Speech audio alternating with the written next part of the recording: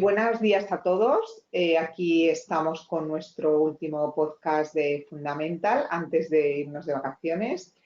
Agradeceros a todos vuestra presencia.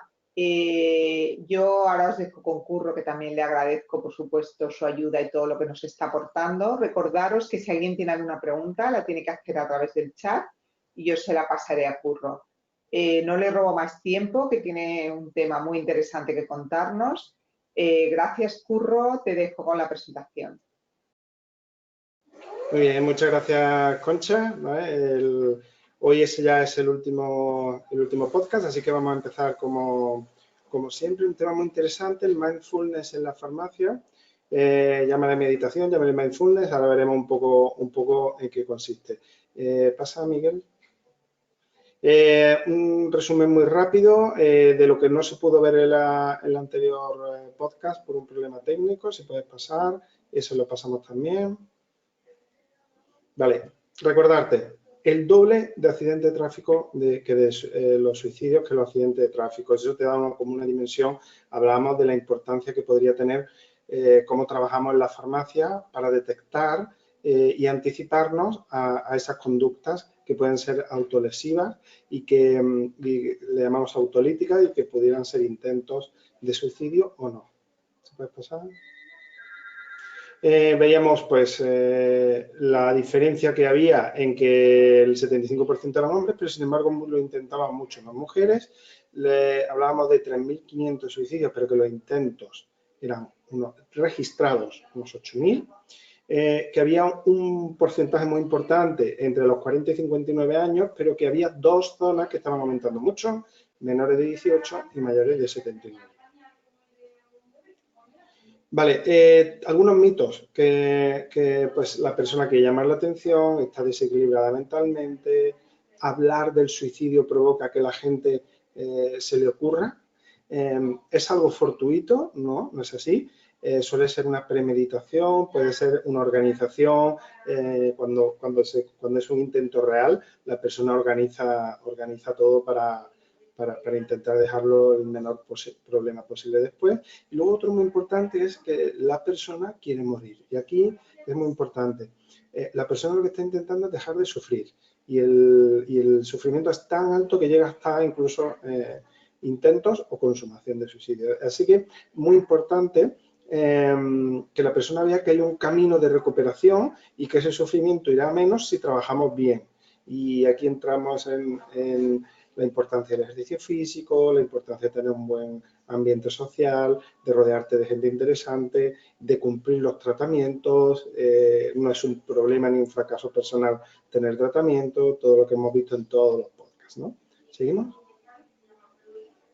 Y también, bueno, pues hay algunos factores de riesgo, evidentemente, no son genéticos puramente, sino que son derivados de una comorbilidad de un problema de salud importante. Y vimos dos de ellos, que eran la depresión mayor y los trastornos límite de personalidad. En esos dos diagnósticos, pues claro, hay mucha más probabilidad de que luego haya un problema de suicidio. Luego había un problema físico que pudiera ser, pues, cualquier accidente cardiovascular que pudiera alterar los niveles de neurotransmisores, factores ambientales como, pues, por supuesto, el estrés, el perder a la pareja, el perder a un hijo, etcétera, ¿no?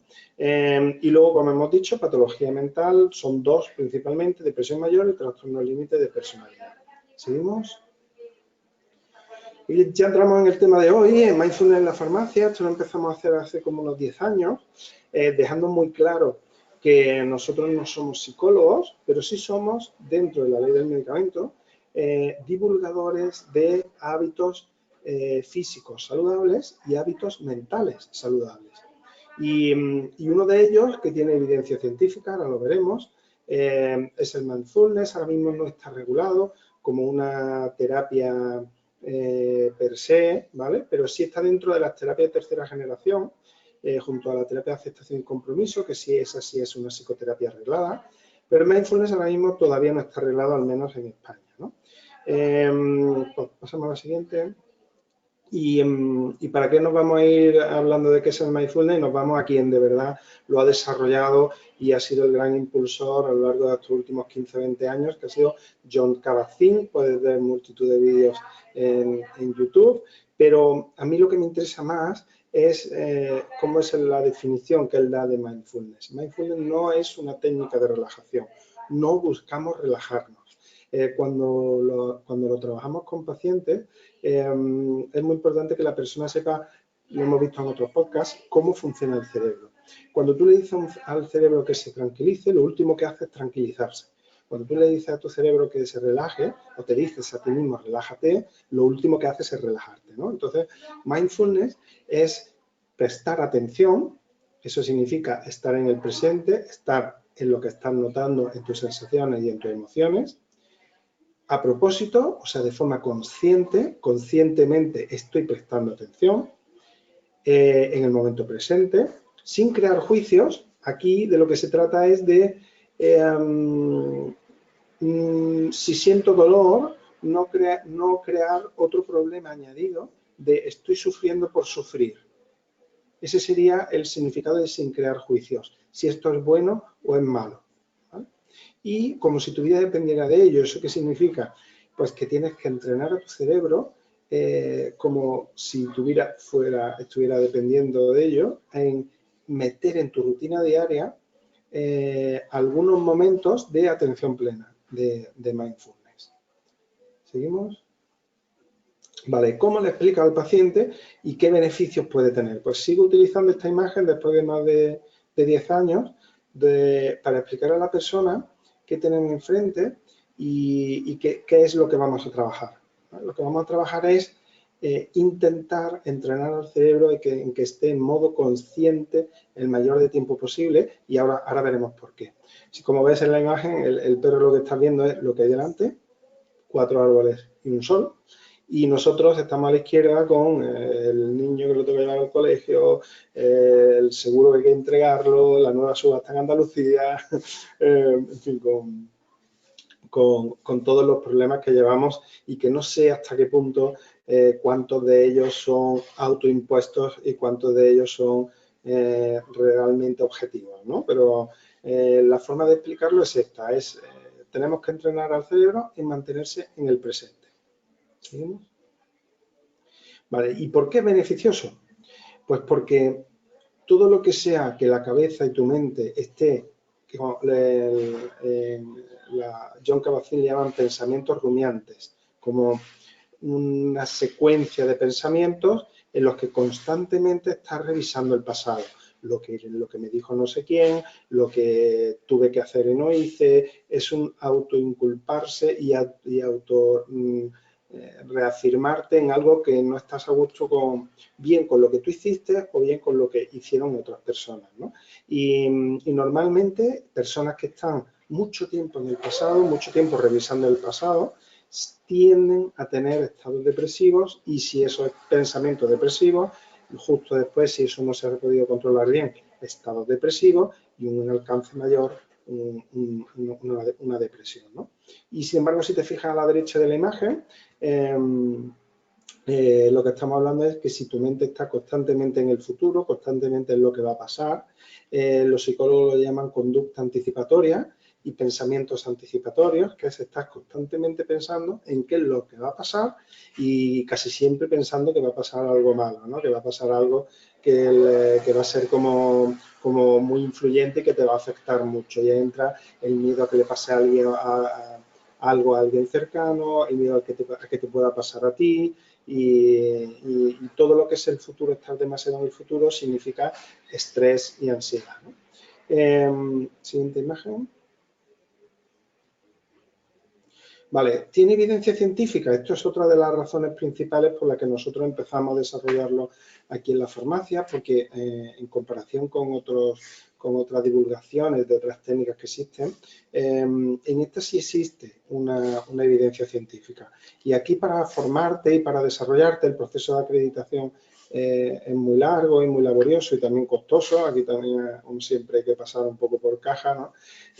Pues nos vamos a la Universidad de Massachusetts, que es donde Jon Kabat-Zinn desarrolló toda esta terapia, toda esta técnica. Él es psiquiatra y entonces está dentro del Departamento de Psiquiatría de la Universidad de Massachusetts. Dentro de ahí desarrollaron un instituto, el UMassMed, y si buscan en internet, crearon un instituto que se llama Oasis Institute, y ahí empezaron a investigar qué era lo que pasaba en tu cerebro cuando hacías meditación, cuando hacías mindfulness, ¿no?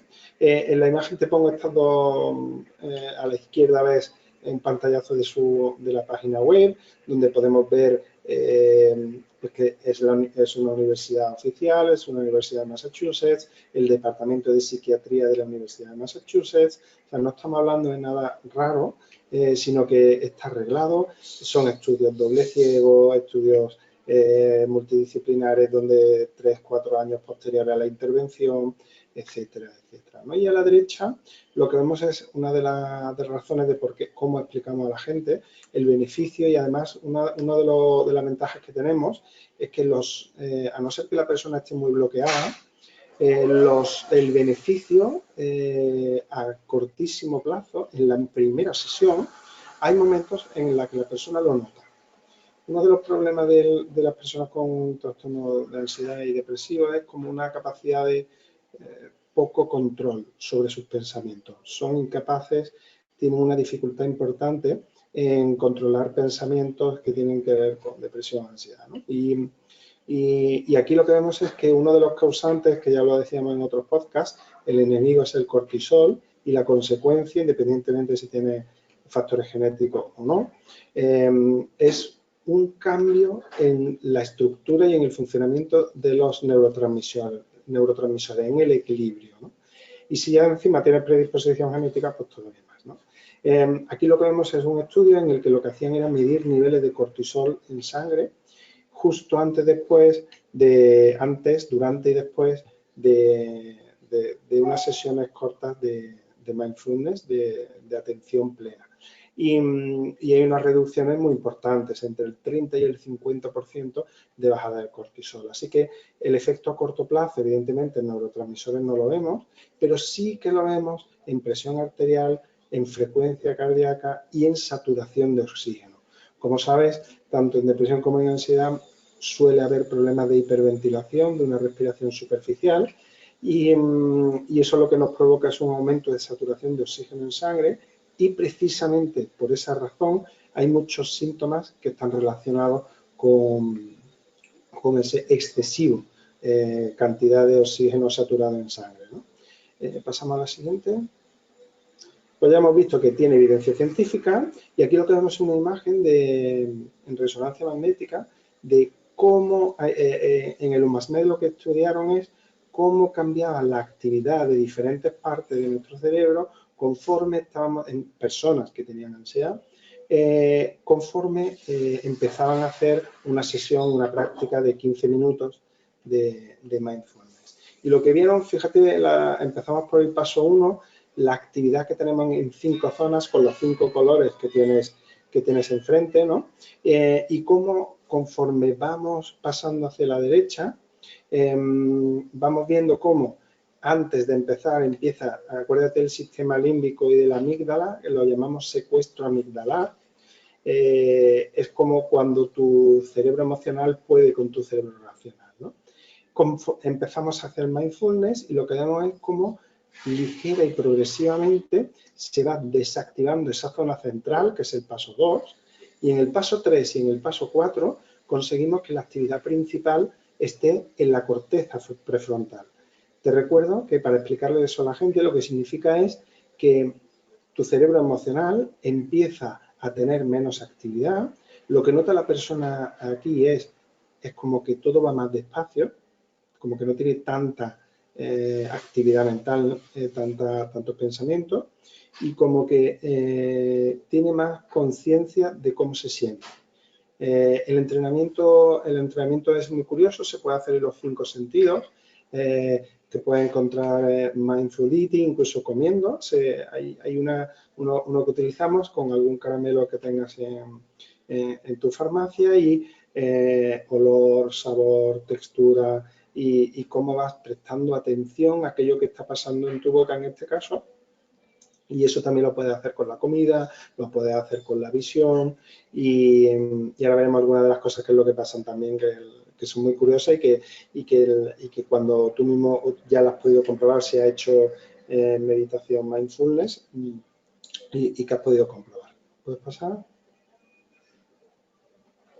Vale, ¿cómo hacerlo en farmacia? Pues nosotros lo que hacemos evidentemente en una zona de atención personalizada, le explicamos a la persona que dentro del yoga, como veis en la imagen pranayama, pues hay cosas que no son verdad, ¿no?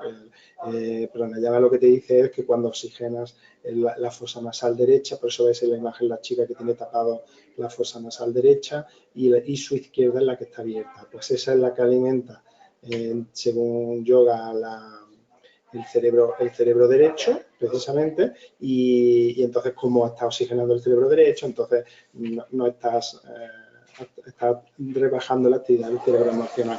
Pues sabemos evidentemente que no, y básicamente es que estás pendiente de que está entrando aire, ¿no?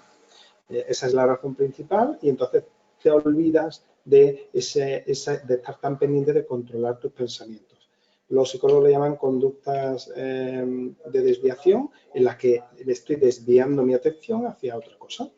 Como ves en la imagen, tiene 3 puntos en la frente y eso es otra forma más de centrar la atención en la presión y en la sensación de los 3 puntos en la frente.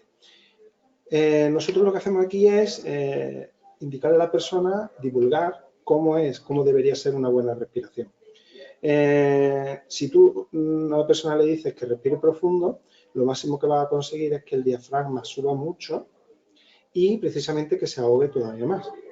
Por eso decimos siempre, entrada de aire por la nariz. ¿Por qué no por la boca? Pues porque es más lento. Necesitamos que entre el aire lo más lento posible.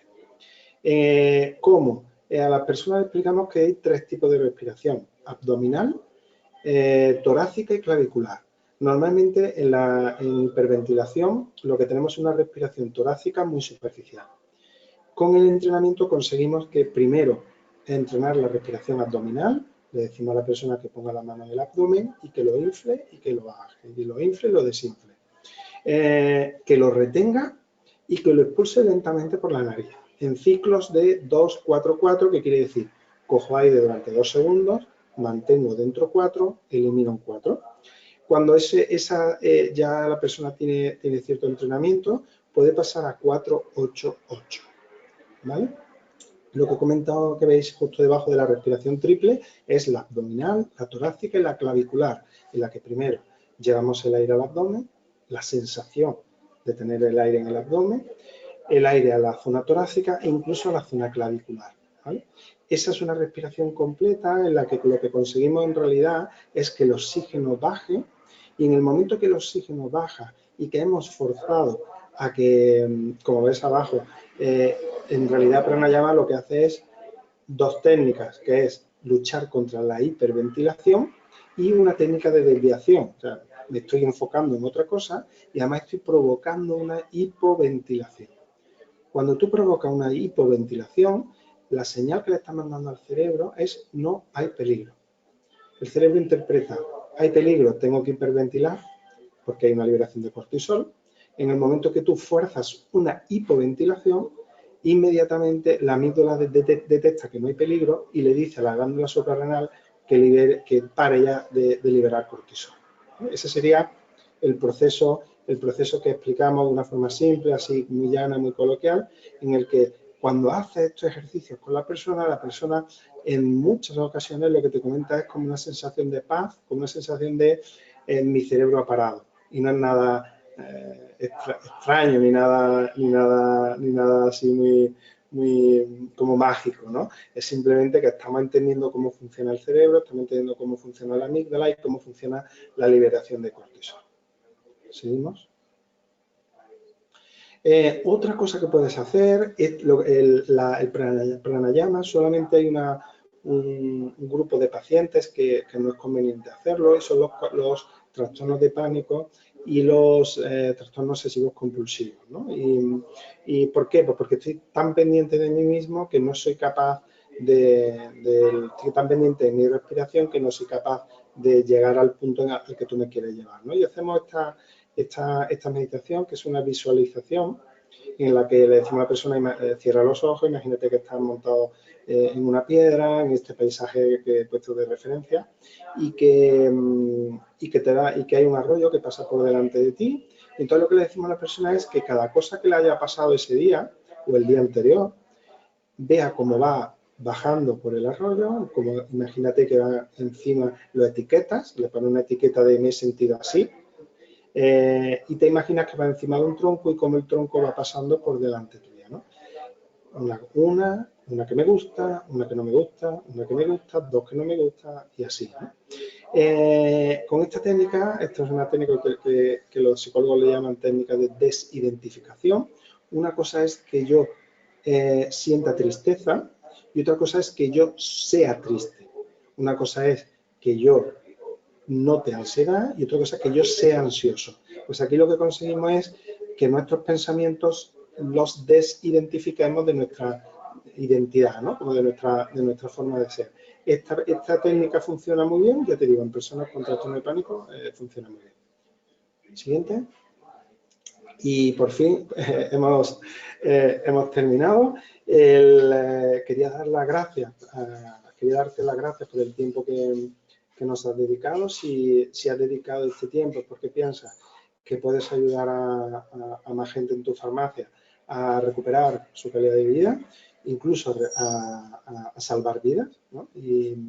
Y va a ser un sistema como muy retroalimentado, ¿no? De gana el paciente, gana la farmacia, gana la sociedad y realmente esas son las actividades que realmente llenan y que realmente con las que te sientes pagado. Así que muchísimas gracias por tu atención y luego también muchísimas gracias a Concha y a Neurasfar por entender este proyecto y por facilitar que haya podido compartir pues, lo que he podido aprender estos 10, 12, 15 años de mi pasión, que es la salud mental, y cómo hemos podido llevarlo a la práctica y que hoy día pues, sea una actividad muy importante. Gracias, Curro. Yo quería hacerte una pregunta. Esto que hacéis en la farmacia, ¿no? De hacer mindfulness o este tipo de técnicas, ¿la promocionáis de alguna manera o simplemente cuando vuestros clientes veis que tienen algún problema se la ofrecéis de manera espontánea? Es un ofrecimiento espontáneo una vez que el paciente ve que en todo el recorrido que hemos hecho por los podcasts, en el que el paciente ve que somos el especialista del medicamento. Una vez que el paciente ve que tú eres especialista o estás especializándote, me da igual, dominas la medicación, sabes lo que le pasa, sabes cómo se encuentra y sabes cómo es el proceso de recuperación, inmediatamente le puedes proponer hacer un ejercicio. Mira, vamos a hacer un ejercicio solamente de 2 minutos a ver qué notas. Y directamente no explicas, sino que empiezas. Coge aire por la nariz, guárdalo dentro y empiezas con el proceso que hemos hecho. Y entonces ahí lo que le metemos en su rutina diaria todos los días, aproximadamente 20 minutos por la mañana y 20 minutos por la noche, y luego cada vez que lo necesite, donde tú puedes acudir. Una técnica que la gente le suele resultar muy fácil es, o sea, la tienes a tu disposición todo el rato, o sea, tienes una posibilidad de controlar a tu favor tus pensamientos y tus emociones con el simple hecho de respirar, de saber respirar y de saber cómo funciona tu cerebro, ¿no? Entonces, pues, es muy natural, no es nada forzado y donde la persona, evidentemente, pues, ve que no estás haciendo nada raro, sino que lo estás explicando de una forma simple, clara, que aquí lo que tenemos que conseguir es recuperar la calidad de vida y que hay que hacer todas las herramientas y todo lo que hemos visto en todos los podcasts para poderlo conseguir. Gracias, Curro. Y otra pregunta, ya la última. ¿Esto lo hace todo el equipo de tu farmacia o tienes gente entrenada para hacerlo? Sí, las dos, en mi caso, nosotros somos 6, son 2 farmacéuticas y 3 técnicos. Las 2 farmacéuticas son las que hacen junto a mí, pueden hacer seguimiento de la medicación, explicar a la persona cómo es la recuperación, cómo tiene que tomar el medicamento, qué cosas son normales, cuáles no, cuándo los síntomas los podemos tratar aquí y cuándo no. la parte de meditación mindfulness, esa solamente la hago yo, la hago con cita, y luego una cosa que se preguntará a la gente es no lo cobro, ¿vale? Hay una corriente, pues, tú puedes, para mí yo me siento más que pagado con cada año, con trabajar con 7, 8 personas, y luego mi marca, la marca de mi farmacia, imagínate el valor que coge en el mercado, ¿no? O sea, tiene un beneficio emocional personal de equipo tremendo y además tiene una diferenciación en el mercado espectacular. O sea, que animarías a compañeros a que si les gusta el tema, se preparen para hacerlo, que lo hagan, ¿no? Y además me pongo a disposición de cualquier persona que necesite o que quiera profundizar en el tema, en lo que yo pueda ayudar, en lo que yo pueda guiar de formación. Hay cursos que están muy bien hechos, que además están hechos por universidades donde tenemos aval científico y estamos respaldados por la ley del medicamento, podemos hacerlo. No estás haciendo ninguna cosa rara, no estás haciendo psicoterapia, sino que estás haciendo pues, lo que pueden estar haciendo personas no cualificadas como alguien que está haciendo seguramente muy cercano, ¿no? Porque incluso en su casa de forma totalmente alegal pues está haciendo cosas cuando nosotros somos profesionales sanitarios y podemos divulgar este tipo de prácticas, ¿no? Totalmente, totalmente. Pues nada, muchísimas gracias, Curro, gracias a todos los asistentes. El programa Fundamental no acaba aquí, o sea, hemos acabado los podcasts de este año porque nos vamos todos de vacaciones y a celebrar la Navidad, pero volveremos el año que viene con novedades y dándole más contenido a todo lo que hemos trabajado este año. Gracias a todos por estar siempre ahí y gracias, por supuesto, Curro, que nos has enseñado un montón. Nada, muchísimas gracias a todos y encantado de haber participado. Hasta pronto. Adiós. Gracias.